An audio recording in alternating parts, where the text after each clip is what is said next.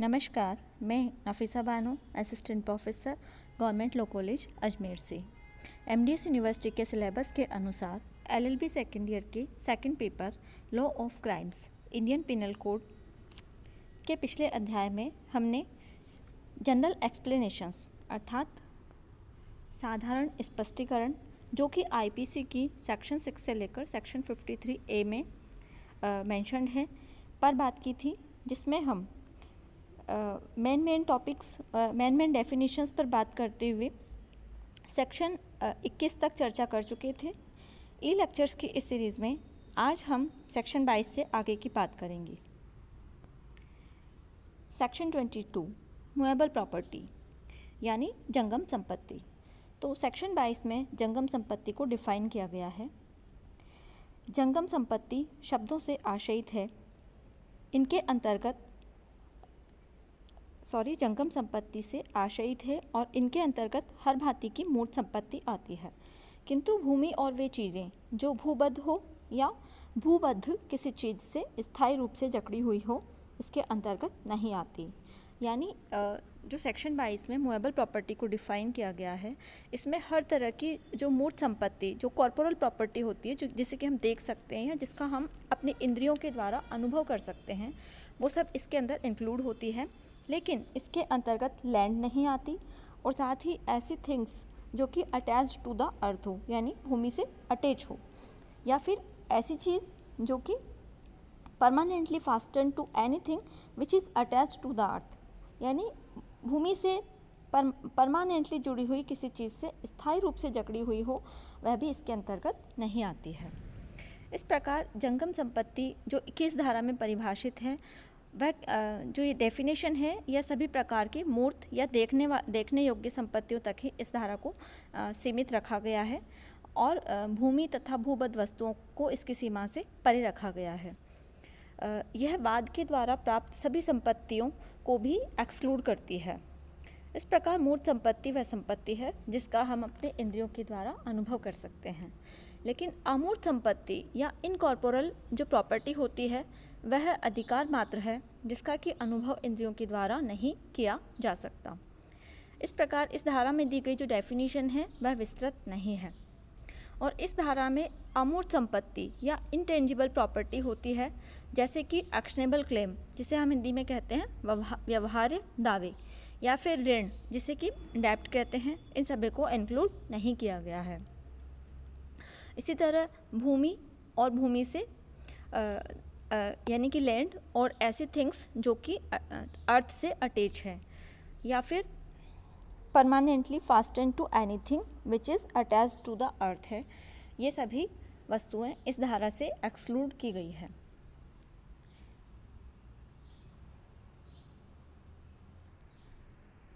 अभी हम बात करते हैं इस मूवेबल प्रॉपर्टी पर इम्पोर्टेंट केसेस की। तो सबसे पहले अवतार सिंह वर्सेस स्टेट का केस है, जिसमें सुप्रीम कोर्ट ने डिसाइड किया कि जो बिजली है वह मूवेबल प्रॉपर्टी नहीं है। लेकिन अहमद वर्सेस स्टेट AIR 1967 का राजस्थान हाई कोर्ट का जो केस है, उसमें यह कहा गया है कि मछली जंगम संपत्ति मूर्ति भी जंगम संपत्ति होती है, जबकि emperor versus Ramadhin 1902 Allahabad high court का केस है, जिसमें यह कहा गया है कि मानव शरीर चाहे वह जीवित हो या मृत जंगम संपत्ति यानी मूवेबल प्रॉपर्टी नहीं है। लेकिन जो ममीज़ होती है यानी पुराना जो परिरक्षित शव होता है वह मूवेबल प्रॉपर्टी होता है। अब हम आगे बात करते हैं सेक्शन 23 में परिभाषित रॉन्गफुल गेन और रॉन्गफुल लॉस, यानी कि सदोष अभिलाभ और सदोष हानि की। और साथ ही इसी में यह भी बताया गया है कि गैनिंग रॉन्गफुली यानी सदोष अभिलाभ प्राप्त करना क्या होता है और लूजिंग रॉन्गफुली यानी सदोष हानि उठाना क्या होता है। सेक्शन 23 में सदोष अभिलाभ को परिभाषित करते हुए कहा गया है कि सदोष अभिलाभ विधि विरुद्ध साधनों के द्वारा ऐसी संपत्ति का अभिलाभ है जिसका वैध रूप से हकदार अभिलाभ प्राप्त करने वाला व्यक्ति न हो। जबकि सदोष हानि के बारे में यह कहा गया है कि सदोष हानि विधि विरुद्ध साधनों के द्वारा ऐसी संपत्ति की हानि है जिसका वैध रूप से हकदार हानि उठाने वाला व्यक्ति हो। अब हमने ये तो कह दिया कि सदोष अभिलाभ में ये होगा, सदोष हानि ये होगी, लेकिन सदोष कोई व्यक्ति सदोष अभिलाभ प्राप्त करता है या सदोष हानि उठाता है, यानी रॉन्गफुली गेन कर रहा है या रॉन्गफुली वो कोई चीज़ को हानि उठा रहा है, ये हम कब कहेंगे? तो उस रॉन्गफुल हानि उठाना और रॉन्गफुली लाभ प्राप्त करना, इसको परिभाषित करते हुए यहाँ बताया गया है कि कोई व्यक्ति सदोष अभिलाभ प्राप्त करता है, यह तब कहा जाता है जबकि वह व्यक्ति सदोष रखे रखता है, और तब भी जबकि वह व्यक्ति सदोष अर्जन करता है। जबकि कोई व्यक्ति सदोष हानि उठाता है, यह तब कहा जाता है जबकि उसे किसी संपत्ति से सदोष अलग रखा जाता है, और तब भी कहा जाता है जबकि उसे किसी संपत्ति से सदोष वंचित किया जाता है। अब सदोष शब्द का अर्थ किसी अन्य के विधिक अधिकार का बिना किसी उचित कारण के अतिक्रमण करना होता है, जबकि जो अभिव्यक्ति यहाँ पे विधि विरुद्ध साधनों जो शब्द हमने यूज़ किया है, इसका अर्थ ऐसे साधनों से है जो कि विधिक रूप से अनुज्ञेय यानी कि परमिशेबल नहीं है। सदोष अभिलाभ में व्यक्ति ऐसी संपत्ति का अभिलाभ प्राप्त करता है जिस पर उसका विधिक दावा नहीं होता, और वह ऐसे साधनों से करता है जो कि विधि के प्रतिकूल होते हैं।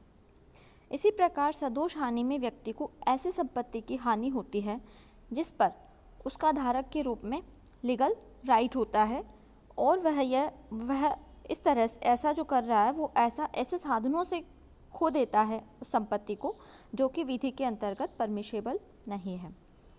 सदोष अर्जन करना और सदोष रखे रखना दोनों ही सदोष अभिलाभ में इंक्लूड होते हैं।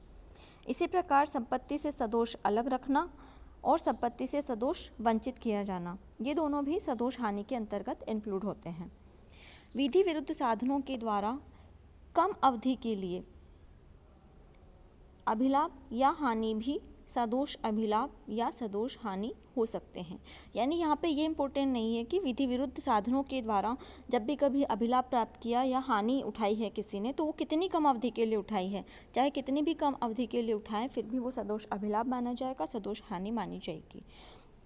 इस पर एक इम्पोर्टेंट केस है सेक्शन 64 का सुप्रीम कोर्ट के द्वारा सेक्शन 57 का सुप्रीम कोर्ट के द्वारा decided KN Mehra versus state of Rajasthan. इसमें सुप्रीम कोर्ट ने यह कहा था कि विधि विरुद्ध साधनों के द्वारा वायुयान के अस्थायी उपयोग को सरकार को सदोष हानि पहुंचाना अभी निर्धारित किया गया है। यानी सुप्रीम कोर्ट ने कहा था कि अगर विधि विरुद्ध साधनों के द्वारा वायुयान का अस्थायी उपयोग किया जाता है तो उससे भी सरकार को सदोष हानि पहुंचाना कहा गया है। मतलब हानि पहुंचाना हम उसे कहेंगे और उसे उसके लिए लायबल ठहराया जाएगा। आगे हम बात करेंगे सेक्शन 24 में परिभाषित डिसऑनेस्टली या बेईमानी से की परिभाषा पर।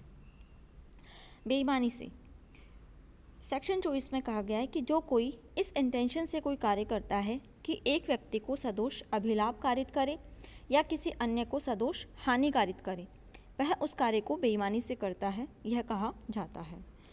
यानी इस धारा के अंतर्गत किसी व्यक्ति को सदोष अभिलाभ अथवा सदोष हानि कारित करने का इंटेंशन होना एक इम्पोर्टेंट बात है। यहाँ पे ये आवश्यक नहीं है कि वास्तव में सदोष अभिलाभ हो या फिर सदोष हानि हो। उदाहरण के लिए यदि अपने मालिक के घर में सफाई करते समय कोई घरेलू नौकर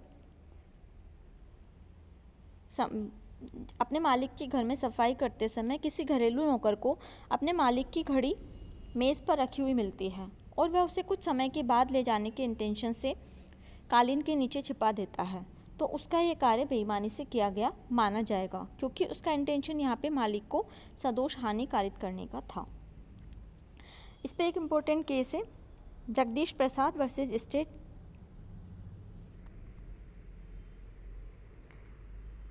का, जिसमें यह कहा गया है कि जहाँ किसी रसीद पर अभियुक्त पूर्व की और तिथि लिख देता है, लेकिन प्रोसिक्यूशन यह साबित नहीं कर पाता कि ऐसा किसी व्यक्ति को सदोष अभिलाभ या सदोष हानि पहुंचाने के इंटेंशन से किया गया था, तो यह कार्य बेईमानी से किया गया नहीं माना जाएगा।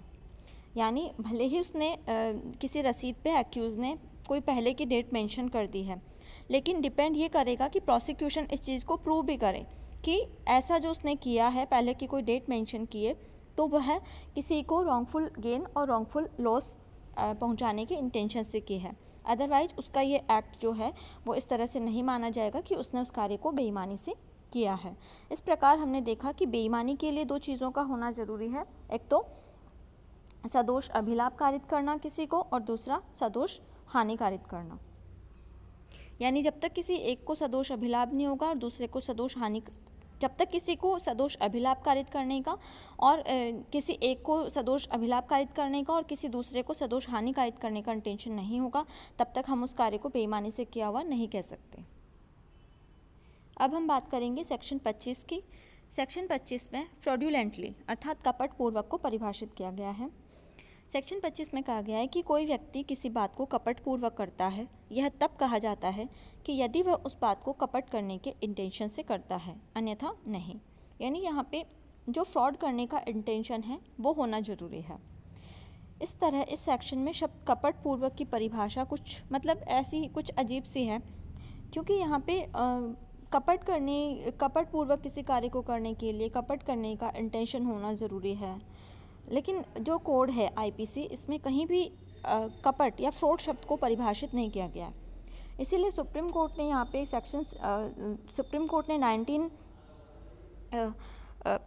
कोर्ट ने यहाँ पे 1963 का एक केस है जिसमें इस कपट के बारे में केस निर्णित किया था, जिसमें कहा कि जो अभिव्यक्ति है कपट करना, इसमें छल और व्यक्ति जिसके साथ छल किया गया को क्षति होना सम्मिलित है।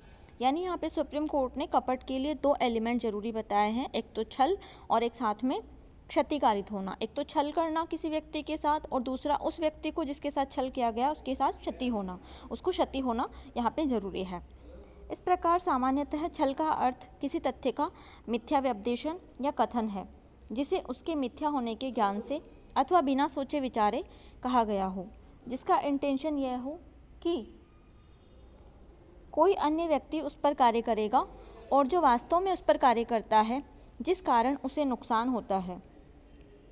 इस प्रकार कपट करने के इंटेंशन का अर्थ छल करने के आशय के द्वारा कोई लाभ प्राप्त करना होता है, और यह आवश्यक नहीं है कि यह लाभ सदा आर्थिक ही हो।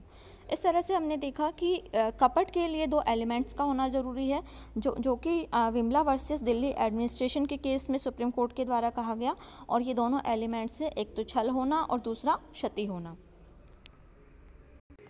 इस तरह हमने सेक्शन 24 में हमने बेईमानी पूर्वक यानी डिसऑनेस्टली को पढ़ा, और सेक्शन 25 में हमने फ्रॉडुलेंटली या कपटपूर्वक की डेफिनेशन पढ़ी। देखने में तो हमें ये दोनों शब्द एक जैसे लगते हैं, लेकिन दोनों में कुछ बेसिक डिफरेंस है। जैसे कि बेईमानी की अगर हम बात करें तो बेईमानी हमेशा पैसे से संबंधित होती है, और बेईमानी के लिए एक व्यक्ति को सदोष अभिलाभ होना और दूसरे को सदोष हानि का होना जरूरी होता है। जबकि कपट की अगर हम बात करते हैं तो कपट में हमेशा मतलब पैसे को लेके ही कपट किया जाए ये कोई ज़रूरी नहीं है। मतलब कपट यानी फ्रॉड किसी की जाति, किसी की पोस्ट, किसी का स्टेटस, सेक्स, किसी से भी रिलेटेड हो सकता है। और साथ ही कपट के लिए दो एलिमेंट्स का होना ज़रूरी है, जो कि हमने ऑनरेबल सुप्रीम कोर्ट के द्वारा decided Vimla versus Delhi administration के केस में देखा, जिसके जैसे कि कपट के लिए यानी फ्रॉड के लिए धोखा और क्षति दो चीज़ का यानी कि छल और क्षति दो चीज़ का होना ज़रूरी है। बाकी बात हम अगले नेक्स्ट लेक्चर में करेंगे। Thank you.